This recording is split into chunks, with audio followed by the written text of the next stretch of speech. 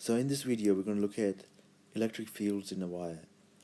So that's the term E that we've been talking about in the previous video. And also this experiment will show if the electric field inside the wire is constant or not, and how do we measure it. So in here you have a circuit, so you have a battery up here, and this positive and negative side, and it's connected to some nichrome wire. So just a piece of wire with reasonable resistance, so the circuit won't short circuit. Make sure your voltage is quite low, so around 4 volts, and have about 1 meter wire. Okay, so now let's look at the electric field magnified in this region. So I have drawn positive because this is end of the positive of the battery, and this is negative, and you have these lines going across, right? And so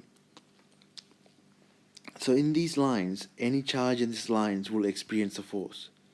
So in a wire you'll have electrons, and electrons which are charged, and they will experience a force in this field. So the field strength of these lines, will be E. So that's electric field strength. So there's two formulas for measuring electric field strength. There's E is equal to V divided by D, and E is equal to F divided by Q.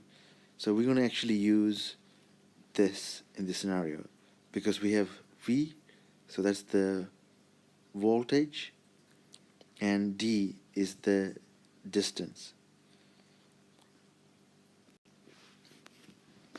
Okay, so our aim is to measure the electric field strength E of this wire.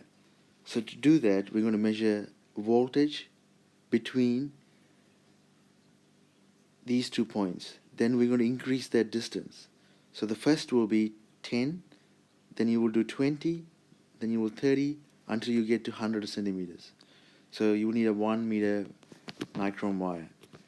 Then you will measure the voltage V, and you will write it down here. So this is the voltage for 10 centimeters, and it will be 20, etc. Okay, so you'll have your E is equal to V divided by D.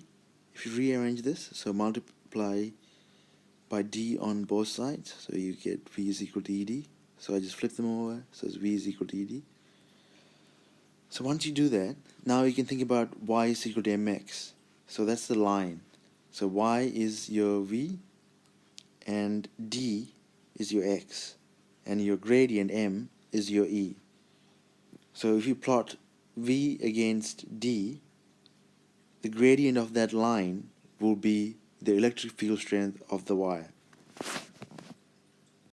So why do you want to do this experiment? Because this experiment will show you that in a wire there is electric fields, and because there's electric field, there's charged particles like electrons will experience a force.